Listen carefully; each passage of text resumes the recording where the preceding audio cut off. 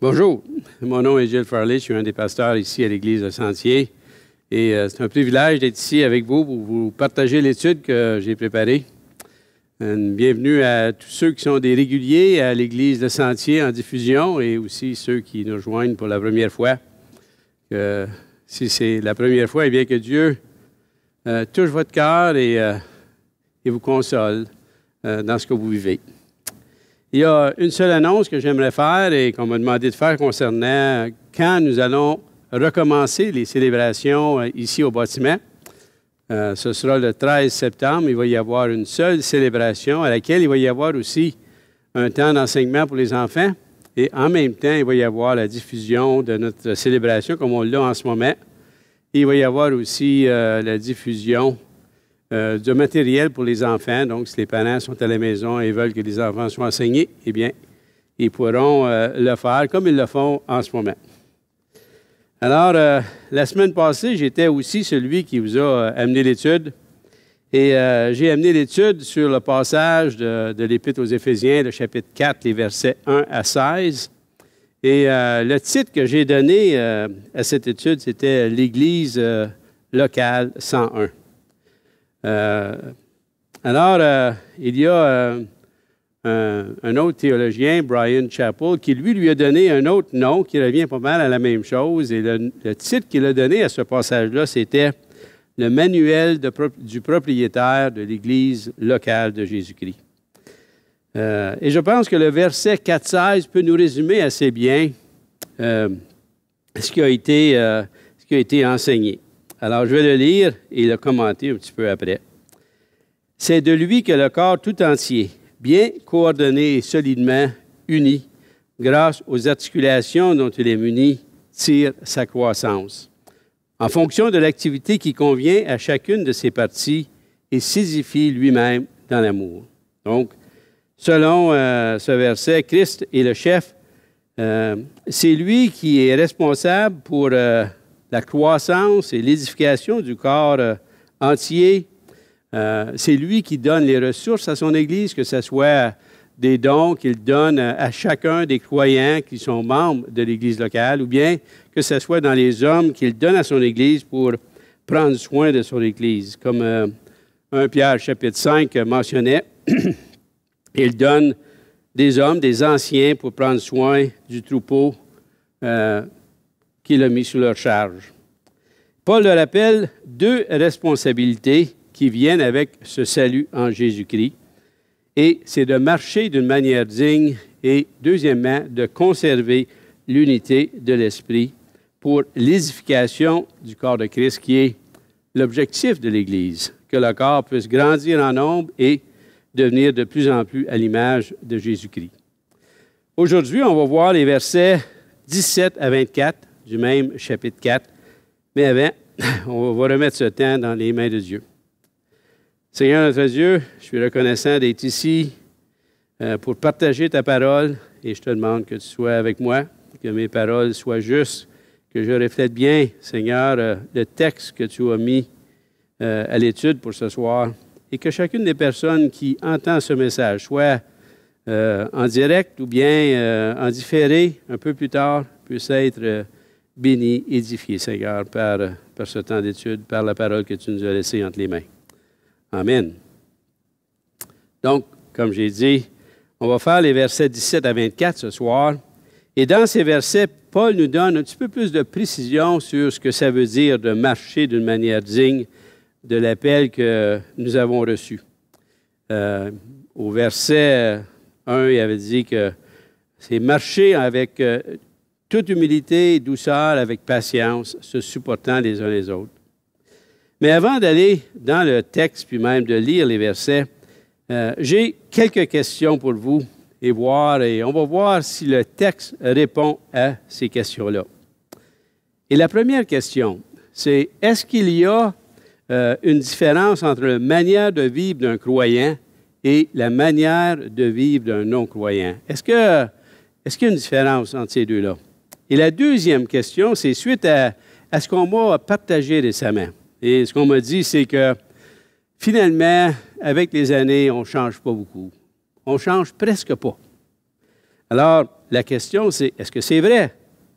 Est-ce que c'est comme ça que ça devrait être? Qu'il n'y a pas beaucoup de changements dans nos vies.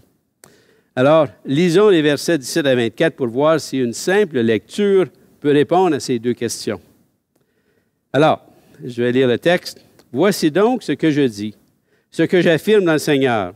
Vous ne devez plus vous conduire comme les non-croyants, qui se laissent guider par la sottise de leurs pensées. Ils ont l'intelligence obscurcie. Ils sont étrangers à la vie de Dieu. À cause de l'ignorance qui est en eux, à cause de l'endurcissement de leur cœur. Ils ont perdu tout sens moral et se sont livrés à la débauche pour commettre avec avidité toutes sortes d'impuretés. Mais vous, ce n'est pas ainsi que vous avez appris à connaître Christ. Si du moins c'est lui que vous avez écouté, et si c'est en lui que vous avez été enseigné conformément à la vérité qui est en Jésus. On vous a enseigné à vous débarrasser du vieil homme qui correspond à votre ancienne manière de vivre et se détruit sous l'effet de ses désirs trompeurs, à vous laisser renouveler par l'Esprit dans votre intelligence, à vous revêtir de l'homme nouveau, créé selon Dieu dans la justice et la sainteté qui produit la vérité. » Alors, est-ce qu'on est capable de répondre à ces deux questions avec les 7 versets que je viens de lire, sans l'étudier davantage? La première question, est-ce qu'il y a une différence entre la manière de vivre d'un croyant et d'un non-croyant? Alors, le verset 17, premier verset qu'on a lu, c'est écrit « Vous ne devez plus vous conduire comme les non-croyants. » Alors, certainement qu'il doit y avoir une différence, puisqu'on ne doit pas se conduire comme les non-croyants. Et en plus, au chapitre 2 de l'Épître aux Éphésiens, Paul nous parle de comment les chrétiens étaient avant leur conversion. Et il mentionne, « Vous étiez morts par vos offenses et par vos péchés, dans lesquels vous marchiez autrefois. » Donc, s'ils marchaient comme cela autrefois, c'est que maintenant, ils ne doivent pas marcher comme cela, n'est-ce pas? Pour ce qui m'a été dit récemment, qu'on ne change pas beaucoup et que finalement, on reste pas mal les mêmes, eh bien, le verset 22 dit de se débarrasser du vieil homme. Eh bien, si on se débarrasse de quelque chose, il faut le remplacer par quelque chose, n'est-ce pas? Et le verset 23 nous dit de se laisser renouveler par l'Esprit dans notre intelligence. Donc, changer ce qui est dans notre esprit, ce qui est dans notre intelligence. Et le verset 24 dit « Revêtir de l'homme nouveau, créé selon Dieu dans la justice et la sainteté. » Donc, le croyant est une nouvelle création, créée lorsqu'il est venu au Seigneur. Il me semble que la réponse à cette deuxième question, c'est qu'il y a un changement majeur qui est visible à ceux qui nous regardent vivre. Eh bien, le verset 17 est quand même un langage qui est un avertissement de l'apôtre Paul.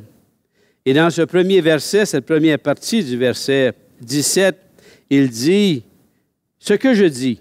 Puis ensuite, il dit « ce que j'affirme », soulignant le sérieux et la signification de ce qui va suivre. Mais il ne s'arrête pas là et il dit « dans le Seigneur » qui indique la source de son exhortation. Il indique comme cela qu'il ne fait pas juste exhorter ses lecteurs par sa propre initiative, non. Il le fait avec tout le poids de l'autorité du Seigneur. Il exhorte ses lecteurs à ne pas retomber dans les manières de penser et de comportement de leur ancien mode de vie de non-croyants. Certaines versions vont les appeler des païens ou des gentils, mais c'est un mode de vie qui ensuite Paul peint avec toutes sortes de couleurs sombres.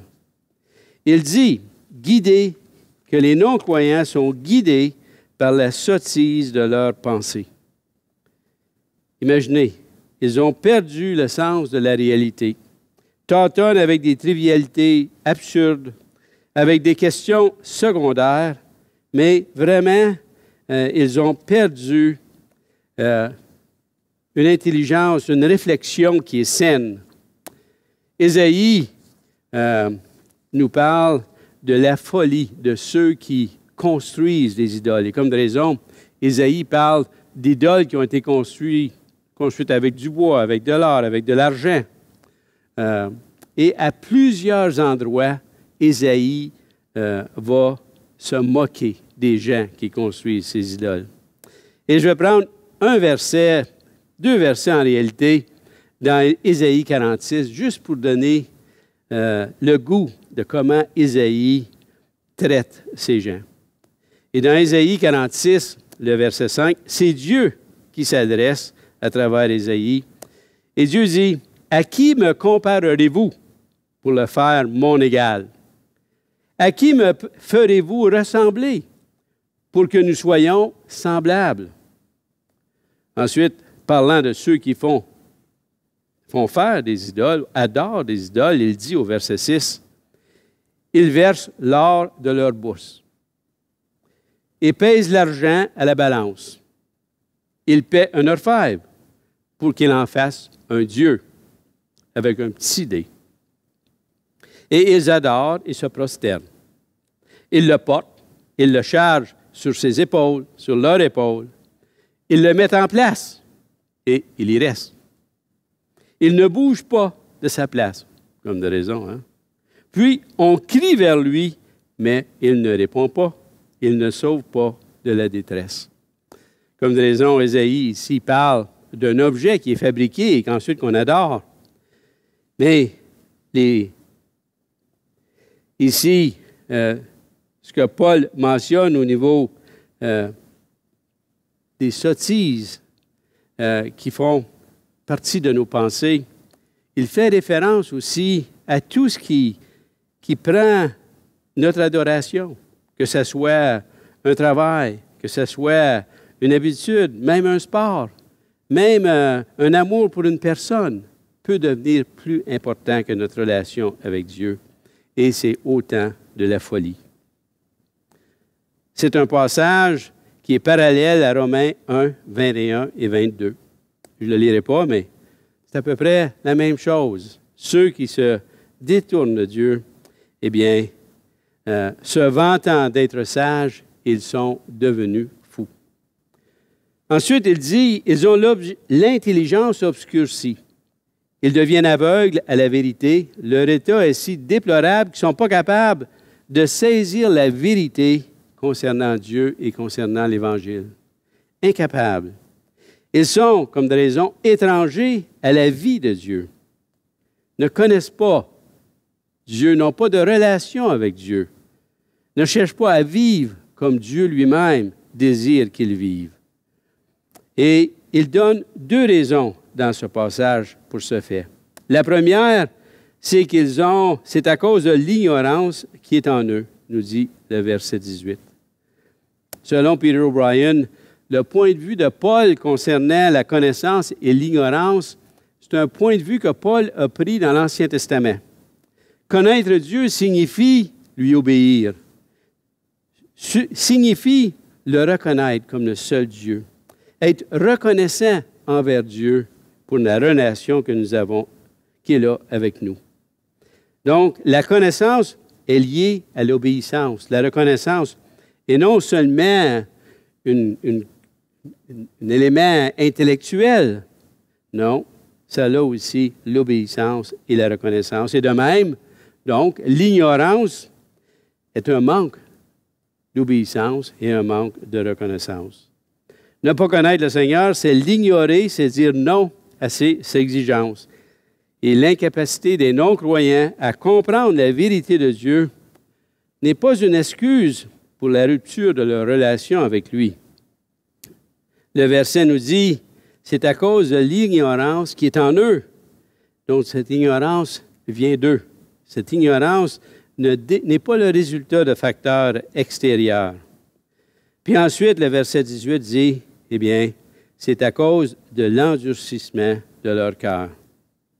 Et les commentateurs s'entendent pour dire que cette cause, eh bien, c'est la cause de l'autre cause de l'ignorance qui est en eux. C'est aussi ce qui cause d'être étrangers à la vie de Dieu. C'est ce qui cause l'intelligence obscurcie. C'est ce qui cause qu'ils sont guidés par des sottises dans leurs pensées.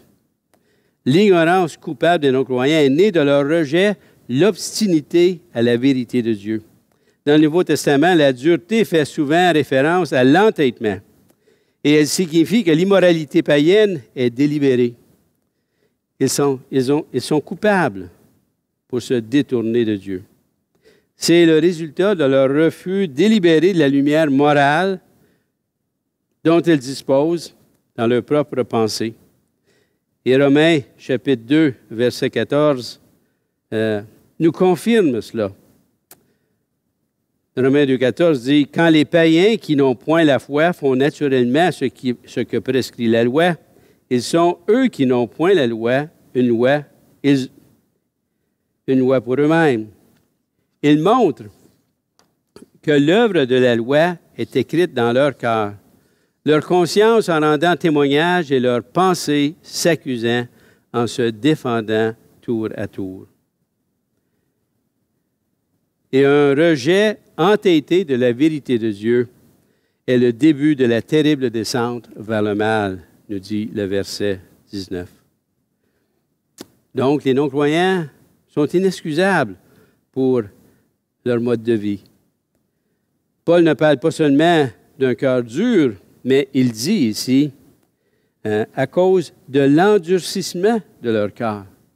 Donc, ça n'a pas été un coup de tête, mais ça a plutôt été une décision après l'autre, pendant quelque temps, qui a amené à avoir un cœur endurci tel qu'ils rejettent la vérité que Dieu leur présente.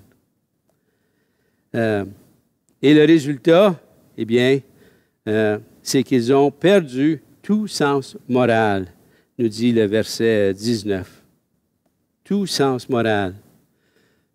Cet endurcissement les amène à perdre toute honte, toute gêne, toute maîtrise de soi. Ils ne sont pas du tout condamnés par leur conscience, puisqu'ils ont perdu tout sens moral. Le verset 19 nous dit qu'ils sont livrés à la débauche. C'est une perversion totale. Que ce soit un excès sexuel, que ce soit l'absence de retenue, l'absence d'être capable d'aimer son prochain. Ils ont perdu tout sens moral, livrés à la débauche. Pour commettre avec avidité. Ça veut dire qu'ils ne sont jamais satisfaits. Ils vont toujours désirer un gain, un plaisir, sans borne, une soif qui ne peut pas être satisfaite. Et le verset 19 dit toutes sortes d'impuretés. Et toutes sortes d'impuretés, ça représente un éventail pas mal large de tous les péchés que quelqu'un peut commettre, en partant de l'ivrognerie, de la vie de luxure, et n'excluant pas non plus un excès, des péchés immoraux, sexuels, qui est non maîtrisé, qui est sans restriction. La version français courant traduit le verset 19 comme ceci. Ils ont perdu tout sentiment de honte, ils se sont livrés au vice et commettent sans aucune retenue toutes sortes d'actions impures. Dans le chapitre 2, au début du chapitre, Paul dit au verset 3, « Nous tous aussi. » Donc, les Éphésiens, les croyants d'Éphèse, autour d'Éphèse, s'incluant lui-même, il dit, « Nous tous, nous étions de leur nombre. » Imaginez. Paul s'adresse aux croyants dans cette épître et non aux non-croyants. Il veut mettre en garde des conséquences quand nous endurcissons notre cœur. Pourquoi est-ce que la chute devant les tentations Internet sont si grande. Que ce soit celle du jeu, de la pornographie, que ce soit juste simplement perdre son temps à toutes sortes de recherches. Eh bien, il y a une certaine réflexion erronée qui va un peu comme ceci. Mais ce que je fais, c'est presque innocent. Après tout, ça n'affecte pas personne. Personne n'est blessé par cela. Personne n'a besoin de savoir, que ce soit mon employeur, mon conjoint. Et, après tout, je peux toujours arrêter quand je voudrais arrêter. Alors, c'est une logique qui justifie un peu la débauche. Eh bien, j'ai entendu cette réponse que je peux arrêter quand je veux, à quelques reprises. Des fois, quand j'ai rencontré des hommes qui étaient accros au jeu, parfois à la pornographie ou à la consommation, drogue, alcool. Et les gens me disaient, non, j'en prends, là, j'ai joué, mais je ne suis pas accro, là. Je ne suis pas esclave à cela encore, là. Je suis capable d'arrêter quand je veux. Mais la suite démontre qu'ils étaient esclaves, qu'ils étaient incapables d'arrêter. Mais, quand même, ils avaient cette réflexion, cette pensée. C'est un message, comme de raison. Le péché auquel nous nous livrons pendant un certain temps endurcit notre cœur. Il y a des conséquences. Il obscurcit notre esprit face au mal que nous faisons et finalement nous rend moins sensibles et moins comblés par la satisfaction profonde que nous pouvons recevoir des bénédictions de Dieu dans notre vie. La description des versets 28 à 20 de la vie du non-croyant peut-être semble exagérée. Je connais des non-croyants qui ont une vie, je dirais, presque exemplaire. Ils sont généreux, honnêtes, fidèles à leur épouse, de bons pères, de bonnes mères de famille. Mais ici, Paul s'adresse à des chrétiens qui ont été sauvés parmi les païens, les non-croyants, des peuples gentils. Et ces gens-là pouvaient dire, je suis d'accord avec toi, Paul. C'est comme cela que c'était avant que je sois converti, avant ma conversion. Aussi, c'est une description d'une vie sans Dieu que Paul nous présente ici. C'est une vie sans Dieu que la Bible décrit aussi ailleurs. Paul avertit que ça peut être la description de la vie chrétienne, parce qu'il s'adresse aux chrétiens, qui prend ses distances des autres chrétiens, de son Église et finalement de Dieu. Dans les versets 20 à 24, il nous présente comment le croyant devient mature à l'homme adulte. Et on va lire ces 4 versets-là. Mais vous, ce n'est pas ainsi que vous avez appris à connaître Christ, si du moins c'est lui que vous avez écouté. Ici, c'est en lui que vous avez été enseigné conformément à la vérité qui est en Jésus. On vous a enseigné à vous débarrasser du vieil homme qui correspond à votre ancienne manière de vivre et se détruit sous l'effet de ses désirs trompeurs, à vous laisser renouveler par l'Esprit dans votre intelligence et à vous revêtir de l'homme nouveau, créé selon Dieu dans la justice et la sainteté que produit la vérité. Quelle belle description!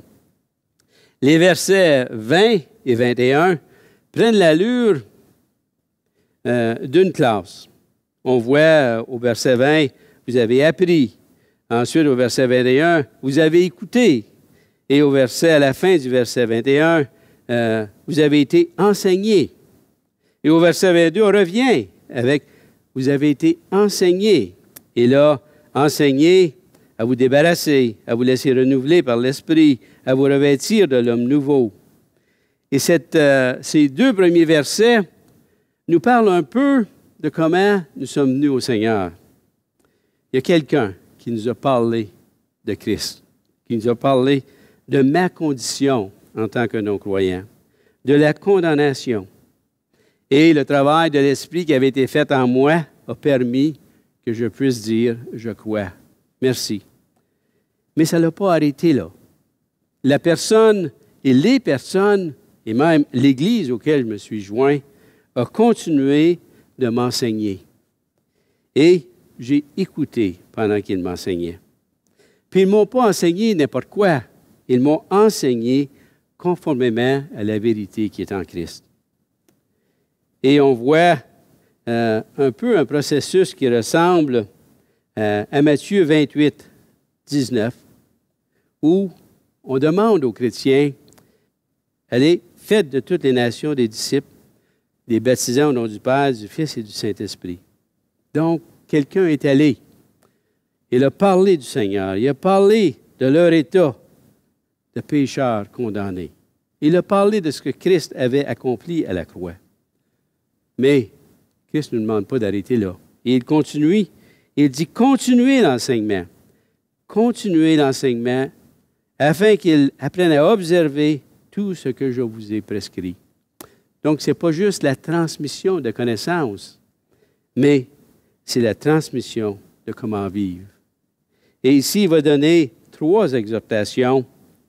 On vous a enseigné à vous débarrasser du vieil homme. Ensuite, au verset 23, à vous laisser renouveler par l'Esprit dans votre intelligence et à vous revêtir de l'homme nouveau. 3 enseignements qu'ils ont reçus. Comme de raison, les lecteurs avaient été enseignés qu'ils devaient briser avec le passé. Et moi, quand je suis venu au Seigneur, on m'a dit, « Gilles, il faut que tu fasses un 180. Si tu t'en allais là, et ça, c'était ta vie de non-croyant, eh bien, un 180 degrés, c'est s'en aller par là et vivre comme Dieu le demande. » Paul nous rappelle que bien que notre vie avant Christ ait été impuissante à résister à l'œuvre de Satan, eh bien, maintenant, nous pouvons résister aux vieilles habitudes de vie que nous connaissions autrefois. Et c'est ce que Paul nous demande. Ces avertissements rappellent que nous ne sommes pas seuls dans notre lutte contre le péché. Les chrétiens, à travers les âges, ont toujours combattu pour la sainteté, pour la justice. Et c'était un combat. Et un peu plus loin, dans Galates chapitre 6, Paul va nous dire qu'on n'est pas capable d'avoir la victoire seul. C'est pour ça que Dieu nous a donné des armes spirituelles. Et il mentionne les armes spirituelles que nous avons besoin pour vaincre. Et ce n'est pas l'homme qu'on vainc, mais c'est Satan, qui veut qu'on retourne à nos vieilles habitudes, nos vieux péchés. Oui, la vie chrétienne est un combat et nous avons besoin d'armes spirituelles pour vaincre. Non seulement doit-on se débarrasser du vieil homme, mais on doit aussi un renouveau intérieur. Et ce renouveau, c'est un processus. Quand on parle de se débarrasser du vieil homme, eh bien, c'est comme si on le fait une fois, puis c'est terminé. Quand on parle de revêtir l'homme nouveau, ça aussi, on le fait une fois, et ça demeure. C'est le nouveau statut que nous avons en Christ. C'est notre nouvelle identité. Mais le verset 23, qu'on discute en ce moment, nous dit de vous laisser renouveler par l'Esprit. Il y a ce terme, à vous laisser renouveler par l'Esprit, qui indique que ce n'est pas nous qui fait le renouvellement. C'est l'Esprit de Dieu qui doit faire le renouvellement en nous. Mais on a une part, parce que c'est écrit à vous laisser renouveler. Il y a comme une collaboration entre l'Esprit de Dieu et moi qui se soumets au travail que Dieu est en train d'accomplir.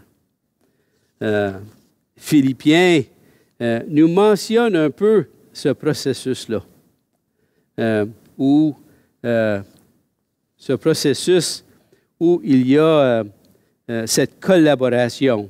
Et c'est Philippiens, chapitre 2, les versets 12 à 13, et je vais le lire.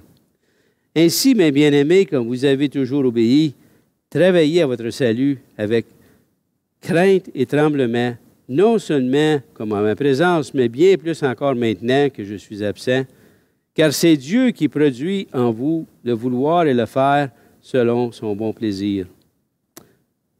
Ce nouvel homme que nous sommes, eh bien, il est le résultat de l'activité de Dieu. Créé par Dieu, et il a les qualités morales qui sont intrinsèques de Dieu, sa justice et sa sainteté. Deuxièmement, il est créé à l'image de Dieu. Et troisièmement, ayant été créé selon Dieu à son image, le croyant fait déjà partie de cette nouvelle création qu'il mentionne dans Éphésiens chapitre 2. Sa conduite doit être donc cohérente avec cette nouvelle position et statut en Christ. J'aimerais terminer en vous partageant deux textes que j'ai lus, des textes que Bryan Chapell a partagés dans un de ses commentaires. Le premier texte, c'est concernant l'histoire d'un cœur endurci. Écoutez bien. Alors, Bryan Chapell dit, « Récemment, je me suis assis avec un pasteur qui avait encore du mal à accepter et à comprendre la décision de l'un de ses anciens, qui, jusqu'à récemment, envisageait une carrière dans le ministère. Ce même ancien a quitté sa femme pour s'engager dans une relation avec une femme plus jeune. Lors d'un déjeuner avec cet homme, le pasteur le confronte, comme de raison, lui mentionne comment c'est une atrocité devant Dieu, comment il avait fait des vœux, il devait être fidèle à ses vœux. Il l'avertit de ne pas présumer de la grâce de Dieu s'il choisissait de vivre dans la rébellion. L'homme n'a montré aucun signe d'adoucissement du cœur ou de repentance. Au lieu de cela, il a dit au pasteur, « Je ne me suis jamais senti aussi vivant. » Bryan Chapell dit, « Il y a un sens dans lequel cet homme dit la vérité. Il est certain que ses pulsions, ses instincts étaient à vif. Mais comment son corps naturel pouvait-il être aussi vivant et en même temps sa compréhension spirituelle aussi sombre? Eh bien, la réponse est que les nombreux choix que cet homme avait déjà faits avaient endurci son cœur. Un roman populaire nous rappelle avec justesse que quand le moment de choisir arrive, tous les choix ont déjà été faits. On a laissé des choix presque innocents se frotter si souvent au cœur qu'ils l'ont calmé et ensuite, presque comme une conséquence biologique naturelle d'un cœur endurci, l'esprit s'assombrit. Avec un cœur endurci qui n'a pas plus de sang vital à la vie, l'esprit lui-même devient terne et sombre pour les choses de Dieu. Lors de notre dernière réunion d'affaires, nous avons présenté deux situations similaires. Et pour ces deux situations-là, il y a eu de nombreux choix avant qu'ils arrivent à la décision de laisser leur conjoint au lieu de se repentir. Ensuite, l'autre histoire, c'est pas une histoire, c'est plus une réflexion de Bryan Chapell sur le témoignage chrétien qu'on doit préserver en tout. Et voici ce qu'il dit. Il dit, il y a quelques années, je vous aurais dit que les dirigeants chrétiens les plus susceptibles d'être contraints de quitter leur ministère, donc des gens qui étaient dans le ministère, mais là, leur conduite, le scandale les force à quitter leur ministère, eh bien, il dit, je pensais que ça aurait été ceux qui étaient les plus durs, dominateurs et qui portaient le plus de jugement. Il ajoute, souvent, ceux qui jugent le plus et contrôlent le plus les autres sont ceux qui se battent le plus intensément pour contrôler leur propre avidité, leur orgueil, leur addiction, leur luxure ou leur manque d'intégrité. Il continue, il dit, eh bien que ces dynamiques continuent d'être vraies, que des hommes, certains hommes qui sont dominants, durs, qui sont vite à juger, eh bien, qui tombent dans le péché et doivent abandonner le ministère. Il dit, ces dernières années, j'ai constaté que c'est parmi les plus grands partisans du message de grâce que l'abandon du ministère devient nécessaire. Donc, au lieu que ce soit ceux qui étaient durs, qui étaient vite à juger, qui étaient contrôlants, dominateurs, eh bien, ceux qui... il a constaté que c'est ceux qui sont les plus grands partisans du message de grâce. Il dit, je dis cela sans mauvaise volonté, mais avec une grande tristesse. Ceux qui comprennent vraiment la grâce connaissent la faiblesse du cœur humain qui a besoin de cette grâce de Dieu. Ceux qui démontrent leur connaissance de la grâce en participant au modèle du monde, en marchant sur des chemins impossibles à distinguer des non-croyants, en indiquant qu'ils se soucient peu de leur témoignage chrétien et de leur impact sur les frères plus faibles, ces personnes peuvent comprendre quelque chose de la grâce, mais elles indiquent qu'elles connaissent peu d'elles-mêmes et du danger auquel ils font face. Notre témoignage comme croyants, comme disciples, est important et doit se distinguer de la marche des non-croyants. Il y a un verset que j'aime beaucoup et que je cite assez souvent. Et dans le dernier discours de notre frère Dominic King, il a cité ce verset. Et c'est l'apôtre Pierre, dans sa première épître, au chapitre 2, au verset 11 et 12.